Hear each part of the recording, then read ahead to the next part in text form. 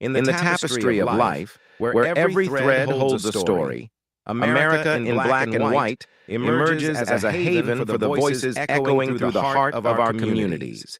In this podcast, we wade through the rivers of our collective experiences, celebrating the vibrant hues of change brought forth by the whispers of hope and the roars of action. It's more than just a conversation. It's a journey into the heart of our society, illuminated by the light of those daring to dream and do. Join us, and let your voice be the melody that guides us toward a dawn where every color finds its place in the masterpiece of our shared destiny. Together, let's paint a future brimming with the positives that dwell in our minds and the actions that shape our world.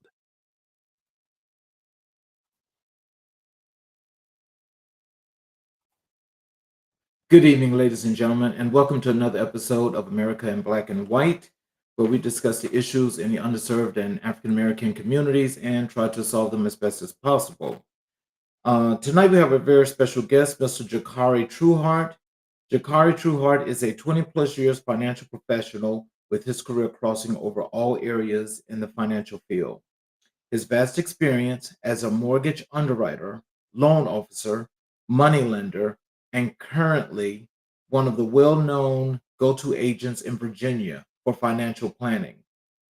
He is also a veteran in the real estate investing field, with a portfolio history spanning from house flipping to most recently multifamily investing and land acquisition wholesaling. Jokari's personal mission is to create a portfolio to buy and hold real estate, generating a minimum monthly income of $25,000 plus per month. As a community leader, he also has a mission to help those learn to build generational wealth using real estate as their foundation. And due to the shortage in the rental market, he aims to become a developer to build rental communities for minority families that allows them to live in brand new homes with the hope of rent to own options so that others can live the same dream of home ownership just as he's been blessed to do. Ladies and gentlemen, Mr. Jokari Trueheart. Hello, sir. Welcome to the show. Hey, Charles, how are you, sir? Good to be here. Yes, sir. Great to have you back on the show. How's everything been going? Everything's been going good. Everything's been going good. A lot of things. Working on a lot of things as usual. Appreciate you having me. Yes, sir. Yes, sir. So is there anything you'd like to add to your bio before we jump into this wonderful show? No, I think you covered it pretty good. Covered it pretty good. Well, so as we're gonna, what I want to do is I want to delve into what you're doing with the financial literacy training. What you do with the investment properties and the work in the community. And as we're going through that, if there's anything that you'd like to expound and add to that, you're more than welcome to do that. And I definitely would appreciate that if that's okay with you. Yeah, definitely. So you want me to go through anything specific first, or? No, actually, I'm going to go ahead and go into the Q&A. And Okay. as we go through that, you're more than welcome to expound. Sounds good. Can you tell us what inspired you to start training others in financial literacy? Well, I think what inspired me to do so is just seeing how many people are unaware of the options that are out there for them. And really, I take that on upon myself because when I was in the process of learning about multifamily investing, which is very different from the area of underwriting mortgages that I was in on conventional loans, it's two different worlds. And so I realized I've been in this business 20 plus years and I had no idea of private money lending and money that you can receive or ask for in order to be able to purchase, investment properties. So once I realized I've been in the business and I didn't know that much about it, it just, pushed me in the direction of I need to help educate other people who obviously won't know about this, that have no connection to the mortgage field or the financial world. So it's been a great help for me and inspiring for me to be able to push that bar and help people to come to that knowledge. So as you was thinking about doing that and in doing those things, I mean, like, what determined which target that you would take to actually start this kind of training with? Well, I think the biggest thing was I think it's a combination of things. I think my personal journey towards um, multifamily investing. So me coming to understand that knowledge was one thing that helped me realize there's a gap in the literacy of people understanding how to do that. But then also because I'm also a financial advisor with Mutual of Omaha, and in the process, actually, since last time we talked, I've been working under the umbrella of Mutual of Omaha, but I'm actually starting to actually create my own financial firm, which is going to offer all of these products and offer all of this financial literacy. So a little bit of combination of my journey with mortgaging and investing, along with the my new journey where I've been, financial advising many others in a lot of areas of money growth and money investment, things of that nature. So all of that kind of propelled me to push forward to start doing a little bit more training and mentoring when people are open and looking forward to that. Oh, wow. Can you describe the key components of your financial literacy programs? Yeah, so key components basically what I do a lot of is trying to one area that I do a lot of training on because a lot of people want to know. We hear a lot on social media about generational wealth. So there's a urgency for people to understand, well, what does that mean? How do I build generational wealth? And so part of helping them to train that, you have to find the areas in which build generational wealth. So one area is real estate, which is to me the number one area that you can build your generational wealth. Another area is in the stock market, in trading, and things of that nature. I don't go too much into that, but I do stick more towards real estate. The other area is in the financial planning strategies with IULs, Index Universal Life Policies.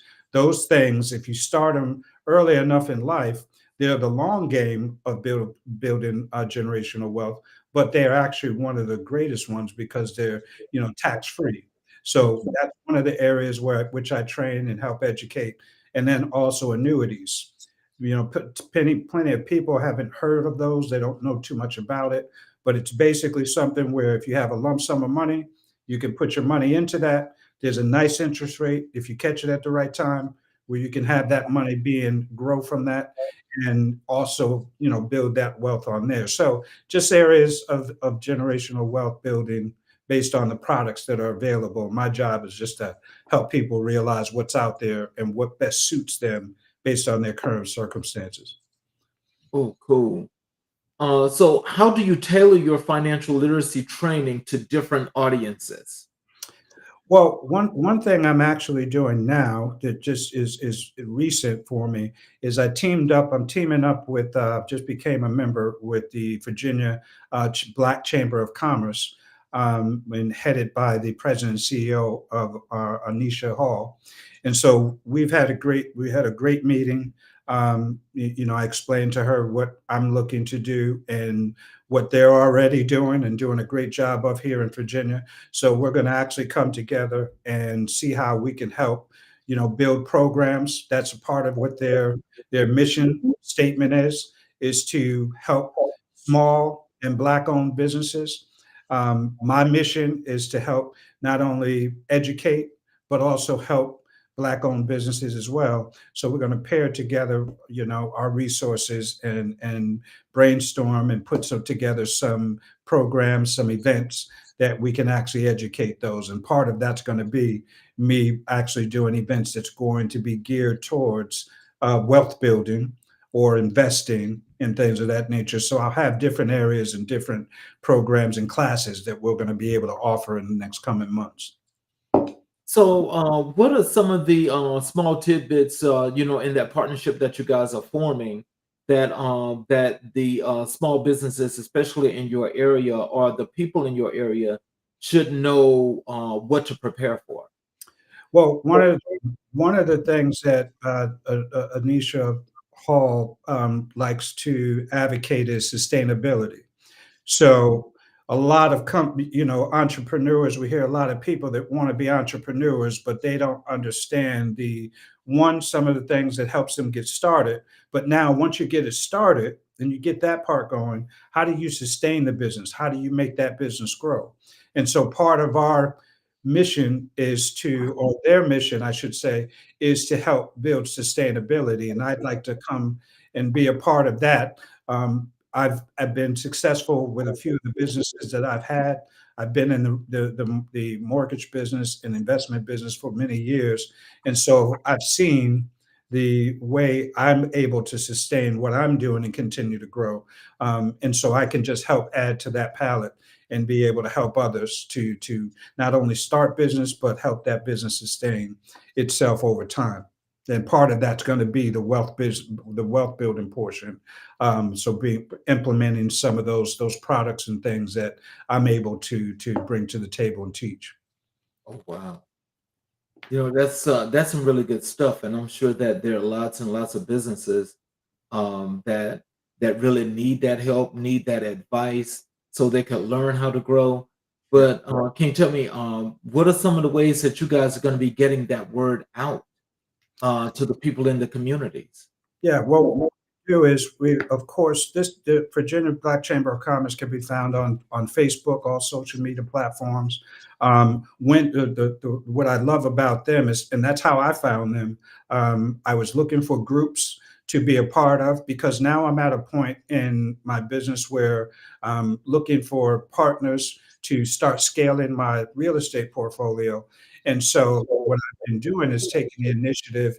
If you go on Facebook, you find a lot of real estate investment groups. You find a lot of money management groups, people that are in the business, but maybe be in different areas of the business.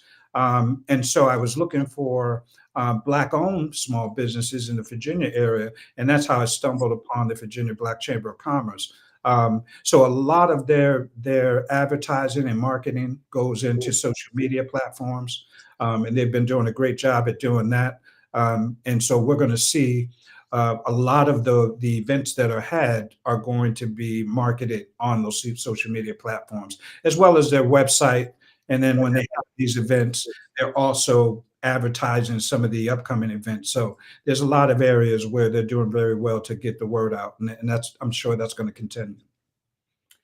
What are the most common financial mistakes you see people make?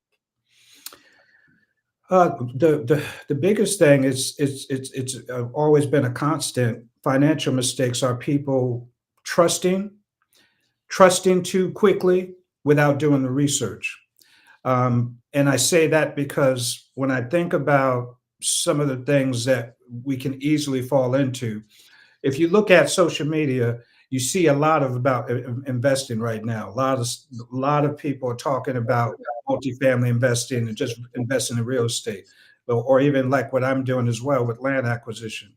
But when you see these things, there's all sorts of people talking about mentorship, and a lot of what I'm seeing, people falling in the trap is they're not doing the research on these people. These people are jumping on social media and telling them they're mentors, and then they're asking for money for this training. And so some people jump in the gamut of pulling out of their pocket, paying for the training, and then when they get there and realize everybody's doing the same training, they're just trying to do pyramid schemes where, and I'm not saying it's not helpful. There's some people, but they're all doing the same thing. I'll tell you, and for instance, something I did because I was probably about a year ago. I wanted to see there was all this advertisement on social media I saw, and this guy was putting his face everywhere.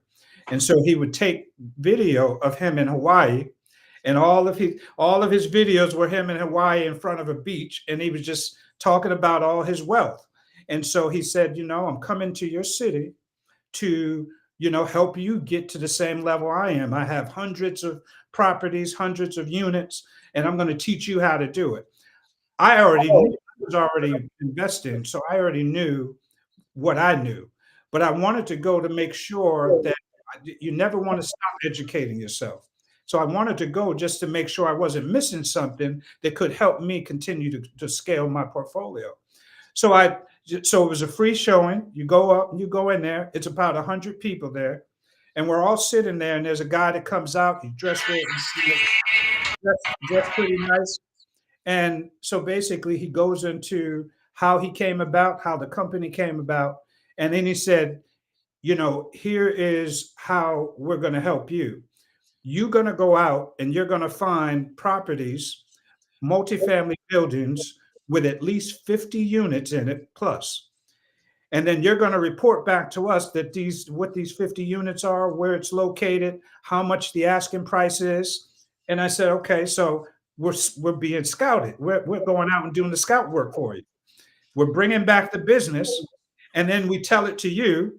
You use all of your angel investors, you use all your investing, and then basically you're going to buy the property. You're going to hold on to it for 3 to 5 years. You're going to fix it up and do whatever you need, get all the tenants in it, and then you're going to go and sell it for whatever, you obviously a profit, and then we're going to give you 30% of whatever that is. So I said to myself, and so I watched another. So that was one I went into in person. Then I saw another seminar that was similar to that, and it was the same exact process. So I said, really, these people are telling you you're going to become an investor, and all they're really doing is telling you that you're going to be a bona fide scout for their company, and they're doing it for free, and you have to wait 3 to 5 years just to collect a check of 30%, if that sells and everything goes the way it should. So you're not looking at any kind of profit, nor will you be an investor anytime soon by going the route that these people are going. So just that education of people not understanding what they're getting themselves into. So that's kind of what propels me to push forward and to help educate people that that's not investing. That's helping someone else invest. You're just a piece of the puzzle, helping them scout properties and doing all the legwork. But they're going to be able to sit back, provide all the money, and then they're going to collect a bigger chunk, and you'll get something somewhere down the road. So yeah, I'm not interested in that. So that's where the education comes in. As you say that, and I'm sorry for actually harping on this, because what you just said was so key. I'm always skeptical of those kind of things. I'm just being honest, because I'm just a natural skeptic. Yeah. But with those, I'm always skeptical because it always looked like when they do this advertisement that it looks the same. Yeah. Now, I was able to attend one of these because just like you, I thought it was different. Yep. But when I went there and the way it started out, honest to God, I got up and I just walked out. Yep. I'm like, no. Let me ask you this. But before you walked out, did they ask you to purchase some type of class? Yep. It's like a couple days. Usually it's like a 2-day class or a full week class. There's probably a dollar attached to it. So just say that out of 100 people that showed up, they want 100 people to come there. They already know people like you and I are going to probably walk out because we're going to be the skeptic ones. But there's going to be people that have no idea. They don't know what they're getting to. They're just so eager. They're going to go sign up. And when you sign up to the class, they tell you, hey, we'll give you all your money back. You can bring somebody else with you for half the price or for free. And then we'll give you all your money back if you're not satisfied at some point, but you got to go through the whole class. But if you pay for it, you're looking at $1,000 to $1,500, whatever that is. They only need a certain number, and they know it. There's going to be, out of 100 people, there's going to probably be about 75 that drop out. 25 are going to sign up before they leave. So if you figure, if you're charging $1,000, just to say a flat number, that's $25,000 just in if they come to the city of Richmond, Virginia. Now they go to your city. They do the same thing. Another 25 people, 25,000 there. And then they're doing this. This particular company came here and they did it in different cities in the Virginia area. And it was about 5 different places close by me in proximity. So I was doing the math that just $1,000 on 25 people every time they go to a hotel, they're over $100,000 before they even leave. And they're doing this over state after state. So the real business is not real estate investing, is really real estate mentoring, and you're charging a fee for it and you're making millions before you have to do a thing. So that's the type of literacy that you want people to understand they're getting themselves into. And that's the common mistake. You sign up, you swipe a credit card, you're out of $1,000, and you may get some valuable information, but it's not going to help you right now to start your portfolio and build that in the future. And that's kind of what helps me to keep doing what I'm doing, so that people can be have that literacy of understanding what they should be doing and what's a trap versus what's a reality, and a nice plan of action from now and for the next 5 years, how they can build that portfolio up. Oh wow. And see, that's actually smart, and I wish that a lot of people would just take heed and actually critically think those situations. But as you say, when you so want to make that move, Yeah, that it's the emotion that takes over, yeah, and you just do it. yeah, yeah. And then you're out of money. You think you're moving towards something. You run around telling all your family and friends, I'm excited about this. And then a year later, they ask you what happened to it. And then they realize nothing. But now you're skeptical, even more skeptic, and you won't do anything with anyone else because you think this person soured your taste towards investing. And so you don't want to be bothered with it again. So it makes it bad for those who are really teaching you what you need to do. And so that's why you really have to do your homework and try to see what has been working for people and what gives me the best plan of action and the what best opportunity to either build generational wealth as far as building for my family or investing and trying to build a sustainable business and investing things of that. So, how do you measure the success of your financial literacy training? Well, I think the measure of success for the training would come from one, seeing those who actually are attending and then coming back and giving feedback on what has been worked for them, what they're actually doing. So if I'm teaching a class and I'm explaining to them about what an IUL is, and they're calling these insurance companies and they have their own people who they'd like to work with, and they're signing up for these things and they're getting themselves started, you know there's not a lot that you have to invest to get started, and that's the great thing. So you're teaching them small ways to build wealth towards the future, and as long as they implement what you're teaching them, and they do the transaction and the business with legitimate people in the insurance field, it's you can't really go wrong unless you totally go left field. But in this particular space, if you sign up for a policy and you're looking for a specific dollar amount, I help people understand that if you're signing up for something, what is your projection? What is it you're trying to accomplish? If you're trying to build money for the next 10, 20, 30 years, how much money looks good for you? And I can build and teach them how that particular IUL insurance, life insurance policy is going to get them there. And I can structure the illustration to show them this is how much you have to invest every month. And in 5 years, 10 years, 20 years, this is what your expectancy should be as far as how much money you've gained and how much interest this is going to accumulate for you. And so you can see you would be well off in the next 10, 15, 20 years if you stick to this guide and this plan of action that I'm giving you. So I think the measure of success is first seeing how many people come to the class or the event, how many people come back with feedback that, hey, I started, JT, with my policy and your advice, and this is where I'm at right now. I think that really is the telltale factor, because it's a long game in a sense when you're investing, into a long-term financial goal. But the immediate satisfaction comes from seeing how many people took advantage of it. Ooh, are you virtual or in person or both? I do both. I do both. Actually, last time I think I mentioned to you, last time I was on with you, got a few people reached out to me and asked me about the mentorship on the real estate investing. So I had a lot of virtual because there were people from Georgia, Philadelphia.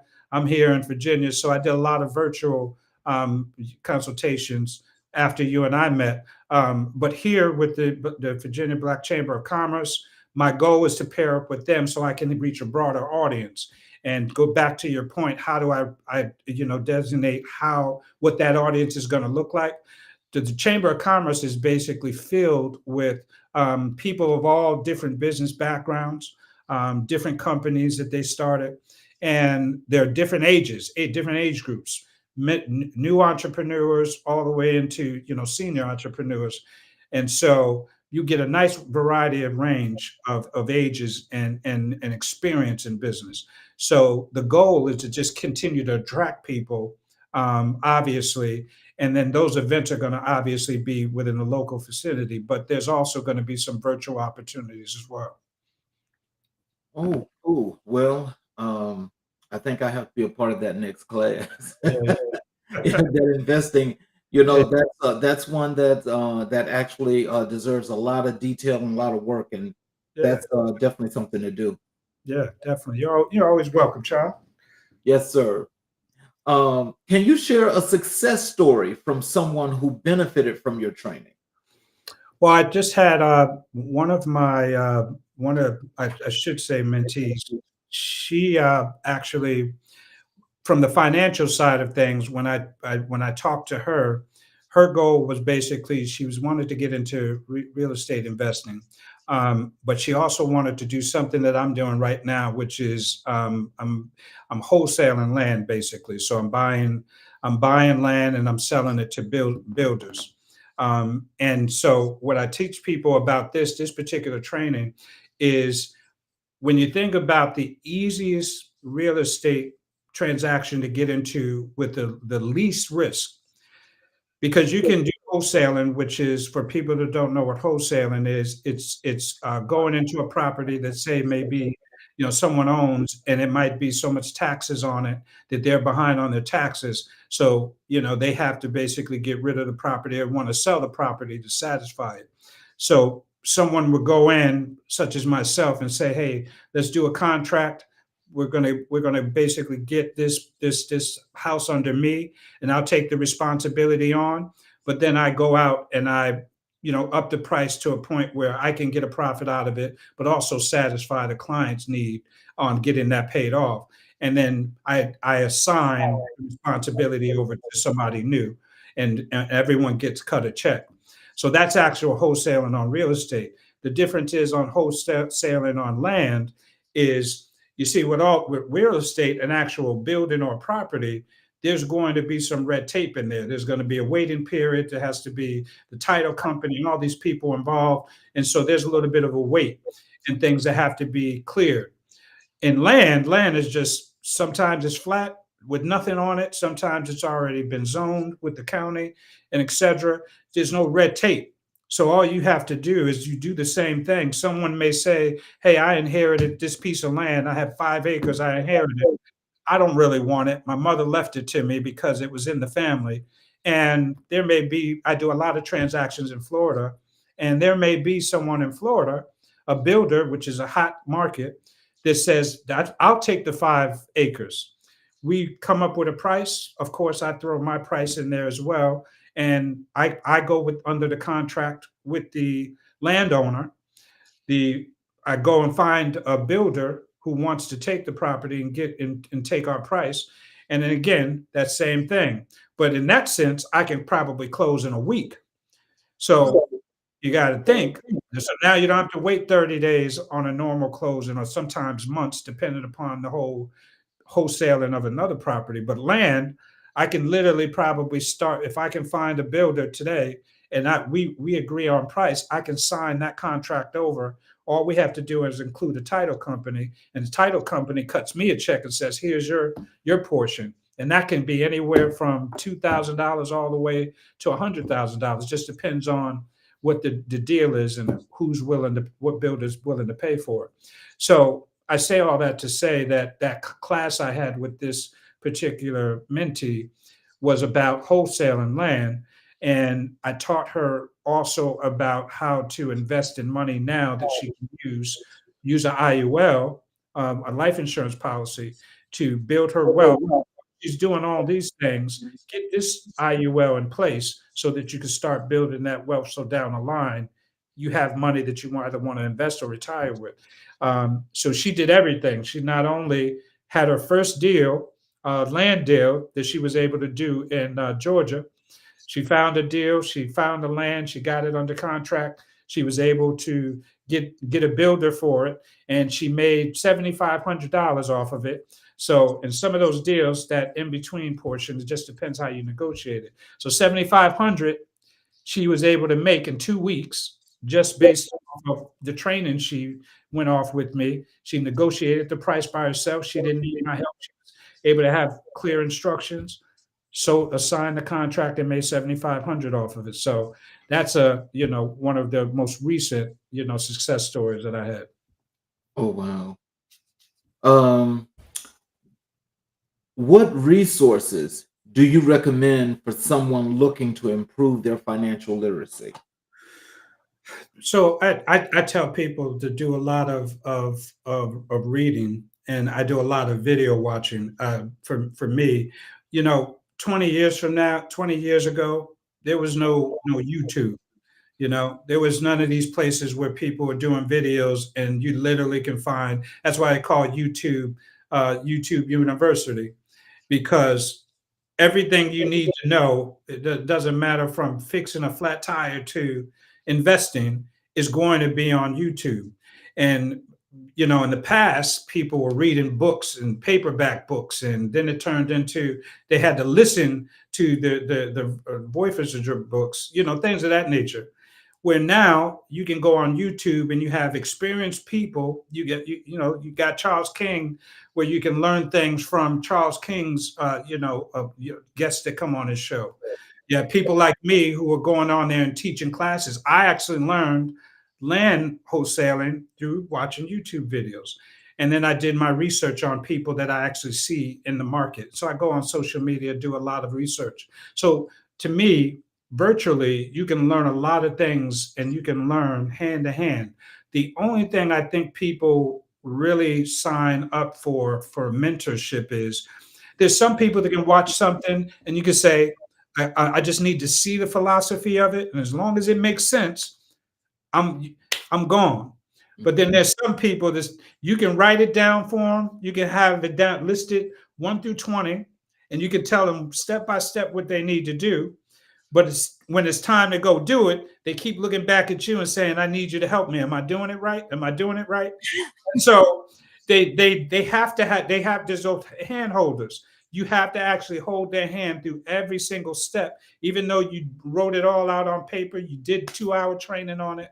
Some people just don't have that their fear of making a mistake. So they want somebody to hold their hand through the process. And so in that sense, that's why the mentorship is important, because there's just some go-getters that'll figure it out, and there's some that won't take a step unless somebody's taking that step with them. Mm. Can How do you stay updated on the latest financial trends and information? Just watching everything from watching news clippings. One of the things I'm working on now is educating myself on trading in the stock market, learning how to build wealth through investing in the stock. That's not an area that I really particularly found interest in over the years, but I found some mentors that I personally like, and I watched them for a little while, and some of them, I've had to pay for. Some of them I've paid, couple of dollars, excuse me, here and there, just to get a little bit more of a detail on, how is this thing going to map itself up from A to Z. And so, sometimes you have to pull out your wallet and pay for some mentorship, because there's some things you just can't understand just by watching a video. And so you kind of picking what feels right for you. You always got to trust your gut. There's going to be people that make you feel very comfortable because they have very detailed ways of explaining the process of something you're interested in. But then there's some people that have the knowledge, but they don't know how to verbalize it. And they're not teachers, so they don't know how to teach it. And so you really can't gain the knowledge you need. It's not that they don't have it, they just don't know how to teach it to you. And so that's why you have to find the perfect match for what works for you. And for me, I know I need people that are very detailed, because I only need you to tell me once. Once you tell me once, I'm going to go do more research on it on my own, and then I'm going to take off from it.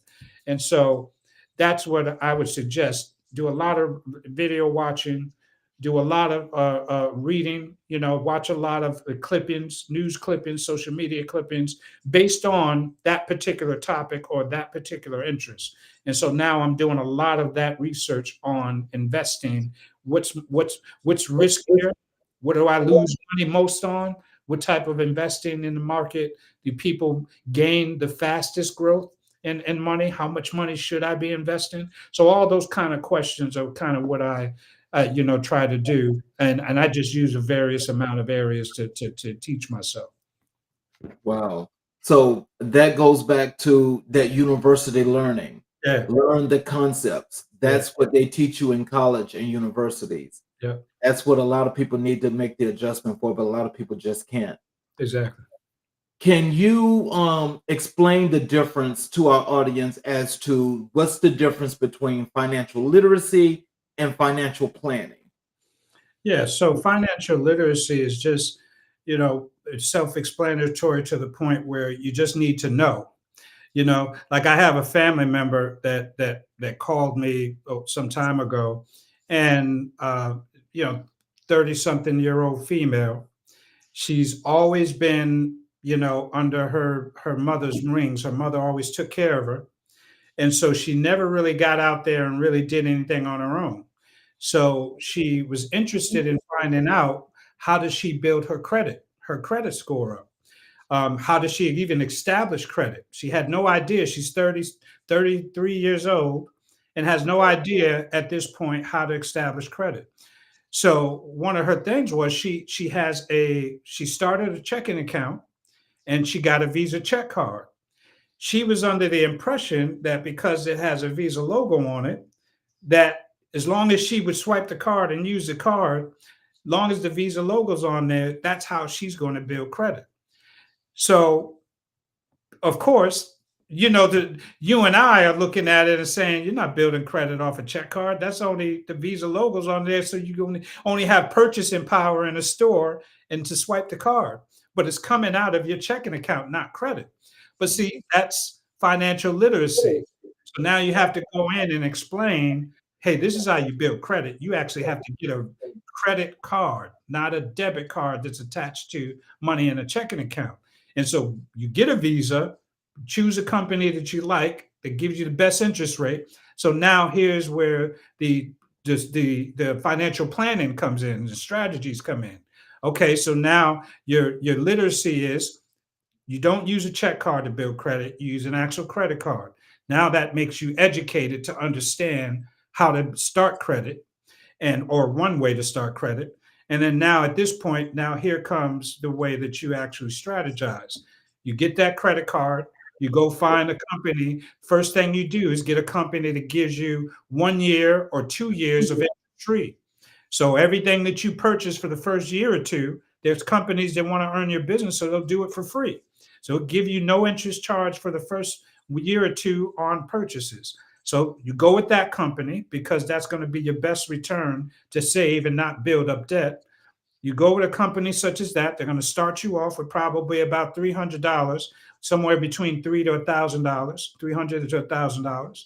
And then you start making purchases. But to strategize, you just be careful on make purchases, but make sure you have the money there to pay it right off. And you do that for a while. And as you build a reputation over a year or so of just making sure you're making on-time payments, now your credit is going to start being established as someone who is responsible, because that's what they're looking for, responsible spending, and someone that we can rely on that's going to pay our money back. When credit companies see that, that's when they start offering you more money. Before you know it, you'll get flooded of credit card offers and everyone wanting to give you credit. And so you'll start establishing from there. So that's the difference between literacy and actual planning. Mhm. So that's a great segue. because my next question to you is, what role does budgeting play in your financial literacy training? Well, budgeting, when you start looking at, you set a goal out depending upon what it is that you're trying to accomplish. But for instance, going back to the female that wanted to build, her wealth over time, she wanted to do it basically, wants to start off using the IUL because it's the easiest way for her to actually build and see a nice return each year. So it just to give you a tidbit, an example, she wanted to invest maybe, she said, I usually out of my paycheck, she works a full-time job, out of her paycheck, she likes to take $250 and put it into a savings account. But a savings account is only going to give you, I mean, it's not even 1%. So it's even less than that. So in a month, if you put in $250 in there, you may receive $1 out of that amount. I'm just throwing a number out there. So you're not going to see anything in there. So the only money you're accumulating is the 250 every time you get paid. But if you take that same 250 and you put it into an IUL, and now that IUL is going to gain interest anywhere between 7 to 10%, depending upon who you go with. Most of, if it performs correctly, it's going to be anywhere between that. And you can go from 7 to 10% interest. And now every month you're going to see an interest. And so you look down the line and you see how much interest you gained on that. Now, 5 years from now, you're at $13,000 that you've built up, or you'll be at 20 something. All of that accumulation just depends on how much you're willing to put into it. You put $500 in every month in 5 years, that can turn into $30,000, $40,000. So it just depends on what you're willing to put in. But that's where the planning comes in. You have to make a goal on what exactly am I trying to accomplish? What's my long-term goal? Where I'd like to see myself 5, 10, 15 years. I'm a believer in making short-term goals. I know my end result. My end result is I want it, like when you introduced me earlier, you said, one of my goals is to make $25,000 a month. See, that's my short-term goal. I know that I want to do that just with real estate investing. I want to be able to have enough properties to where, and this is after taxes. This is after I pay all my fees. You dabble into enough real estate. You do the math on everything, and you're strategic with your planning, so that every property that you buy, once your units and your mortgages are paid off, you're bringing home $20,000 to $25,000 that you bring and put in your pocket. That's a short-term goal for me within 5 years, and if I can do it within 5 to 10 years. And so that's the same thing with anyone else that I would, talk to with financial planning.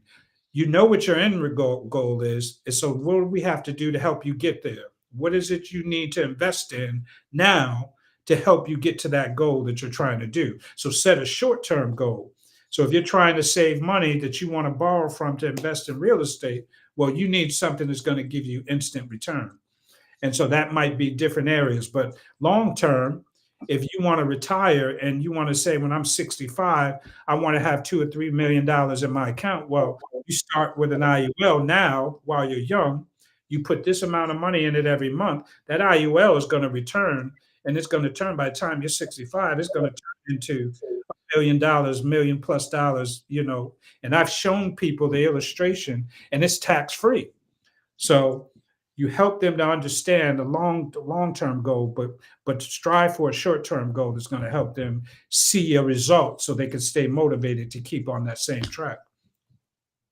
So, can you tell us, how do you address the psychological aspects of money management in your training? Well, psychologically, you have to be very patient. A lot of people nowadays, you and I were talking about it earlier, people jump the gun because they get excited.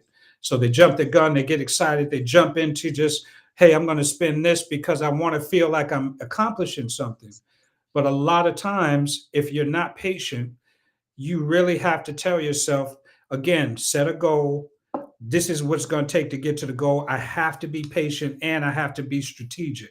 Anything that veers off of the goal I set, especially if you're dealing with someone like me who's giving you the roadmap, if I give you the roadmap and you veer off, Don't expect that that short-term goal that we set that you're going to get there. You still may get there, but you might cause yourself some harm. You might end up losing some money. You might end up not getting there where you wanted to because you had to work your way back onto this track that we made. So psychologically, you just have to be very motivated, but you have to be strategic. And to be strategic, it takes patience. Because I could tell you, investing in multifamily properties, people see the glamour of it. I'm a multifamily property owner. You know, I have 100 doors. You know, they call doors units. So I have multiple buildings and I have 100 units. That's great. But if you spend all your money paying for the mortgages. You didn't watch the interest rates. You just took whoever told you they were going to give you the money to purchase it. You didn't care about the interest rate because you just wanted to get in there. You basically didn't do the math and consider what the cap rate is, and that's a whole nother story.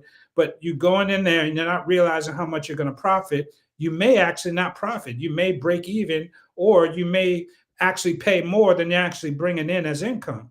So all of these things that you're trying to be quick about getting to your goal, but you're really setting yourself back years. And it's going to take you even longer now because you weren't strategic and you weren't patient. And so you really harmed yourself and you'll get discouraged and quit because you really didn't stick to a plan or didn't ask anyone to help you plan who had the experience to help you get there. Mm, wow. So, so overall, just when it comes to the financial literacy, Mhm. what people should be taking away from this is one, understand credit, set goals. Mhm. Once you set the goals, you what do you call it? You go out and you do the action, you make it happen, and just be smart about how you move. Yeah. You know, any dream starts with you just thinking about it, right? You Mhm. say to yourself, no matter what the dream is, I want to be a celebrity. I want to be a recording artist. That's the dream. It starts here, but how do you get from here and just thinking about it to actually finding yourself in a studio recording the music and then on stage being the celebrity you want to be? There's a lot of in between space for you to be able to get there. And so that's the same thing that we do when it comes to investing, same thing we do when it comes to money management. I know what my dream is, but I have to do the research to get there, or someone has to help, guide me so that I can make sure I get there with success. And so that's the thing. You think about it first. Now you put the plan in action. The plan in action is whether how you decide that plan in action is going to go. Do I ask somebody to help me plan it, or am I willing to just put the time in to watch and do enough research to make the plan? But once that plan is in place, now I start going with the plan, and then as long as I'm setting short-term goals, I can see over a small period of time without waiting too long. Am I seeing growth? Am I seeing things happen? For me, investing in multifamily properties, I brought my first 3 buildings and I said, okay, I'm in the game of investing. But years ago, I used to just invest in fix and flips, invest in those. I never thought about multifamily properties. But when I saw the benefit of it, and I saw so many people talking about it, I said, I already know how to fix and flip. But what about if I brought and held on to the property? So buy and hold is what it's called. What are the benefits going to be for me? Well, if you want to make 20 to 25,000 and that's your short-term goal, how am I going to make 20 to 25,000 per month? Well, what I have to do is I have to buy enough properties. I have to be mindful of what how much I'm investing, how much money in the tent. If the tenants are fully occupied, how much money am I going to get off this building every month? Okay, if I'm going to make, after I pay everything, I'm going to make 5,000 off these buildings. Okay, now if I buy a few other buildings, and then as I'm, paying off these mortgages, and I'm seeing profit, I know the trajectory of how many I need to be able to make that money that I want to make. And so it's the same thing with everything with financial planning. We have to understand where we're trying to go, Now we start strategically planning how we're going to get there and what's going to get us there. And so that's the first thing I would tell anybody, no matter what their goal is. What is the end result? And then let's start off trying to figure out, how do we get to that end result? Let's transition over into investment properties. Okay. What led you to start investing in properties? Well, going way, way back to when I was in another state, my I had a friend of mine and I were interested in investing because that was a new thing on TV. People were buying properties, and all these reality shows about flipping properties were there. And I'm in I'm like 22 years old, and so I was really excited about it. And I was like, oh, I could do that, and that's what really got me into it. Got my real estate license just so I can have access to MLS, be able to see all the properties that came on the market. And so I just was able to, get into it from a young age, just going in and having a love for real estate. That's one of the biggest things that I tell people. No matter what you decide to do, try to have a love for it. Don't go into it because you see Charles doing a podcast and you're like, oh, I could do what Charles does, but you don't have no love for it. You just want to do it because you see Charles doing, you think you can do it. But if you have a love for it and then you see Charles and say, you know what, I love that. Now I'm watching Charles do it and I'm picking up pointers and blah blah. Maybe I ask Charles to give me some tidbits on how I can go from here to here, but there has to be a love behind it. You'll never stick to it. There's a stick to itiveness to doing anything. And if you don't love it or don't have a love for it and that love is not growing, you won't stick to it. So it takes you off of that pattern of what we talked about is that sustainability and being strategic about things. So I love real estate. I love everything about it, whether it's from the purchasing portion of it, going into the property, being able to fix it up the way I see fit, putting my dream on it, my touch, my design, my ideas, being able to sell it, being able to make profit off of it. Everything about it I love. And so that started me into it. And then years later now, and being in a whole nother state, now what I do it more. I like the multifamily process, not only because of it being a long time goal for passive income, but I actually enjoy, I recently realized I do my self-management of my multifamily properties. Because if you buy a multifamily property, what you'll see people talk about when you're kind of doing your research, watching videos, they'll say, "Oh, buy the property." Most of the time, you're investing outside of the state you live in. What you'll see is people say, you buy the property, how many doors you got.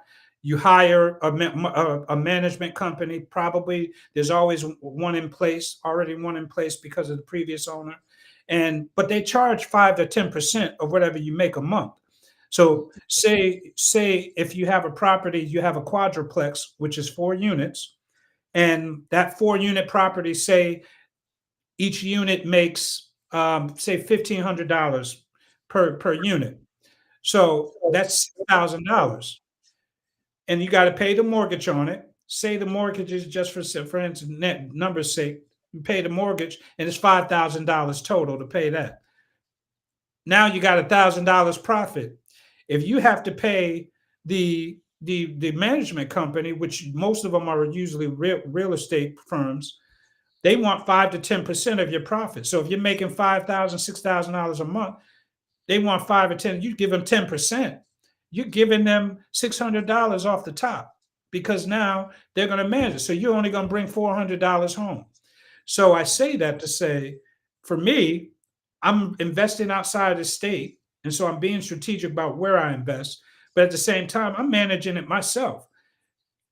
People are calling me and I'm talking to people. I have an impact on these people's lives. If they got a problem, I don't care how small it is.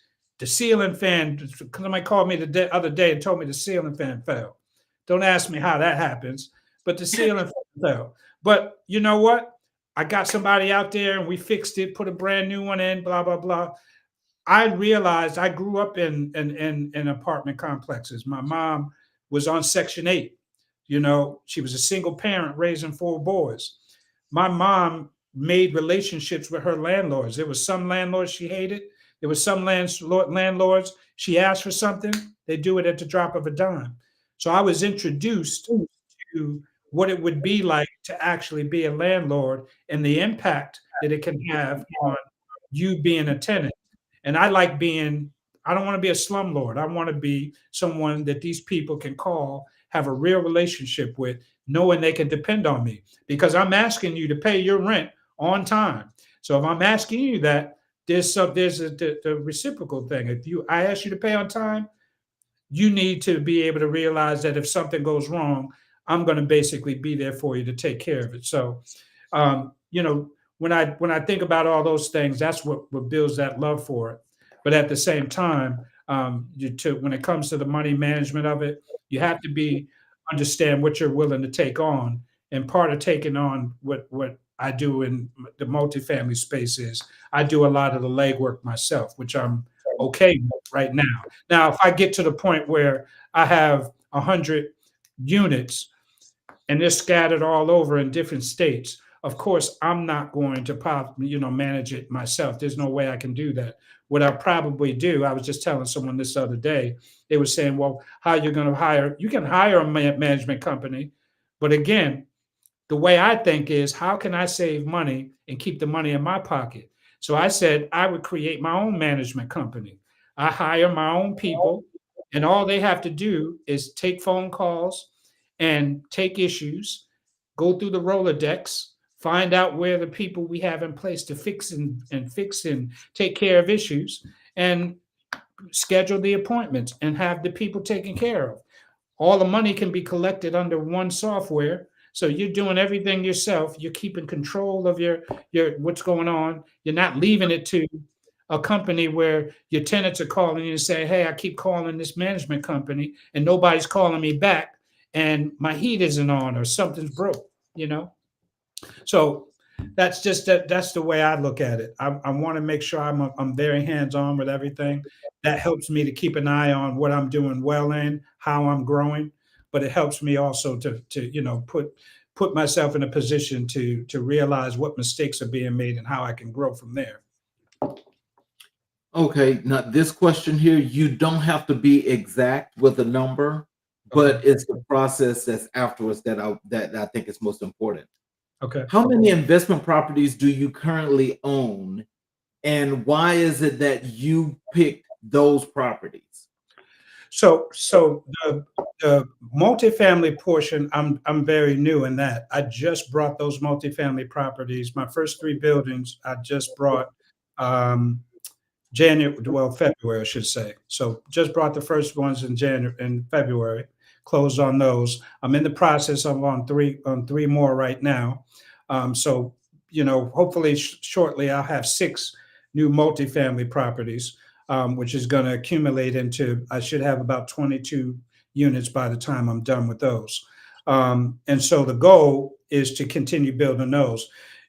Keep in mind, I've always just done fix and flip, so everything's always single family homes. So you fix those, have them for a short period of time, and get rid of them for profit. But now I'm in the early stages. 2024, I just started buying multifamily properties, and there's a science behind it. You have to learn where you get the money from.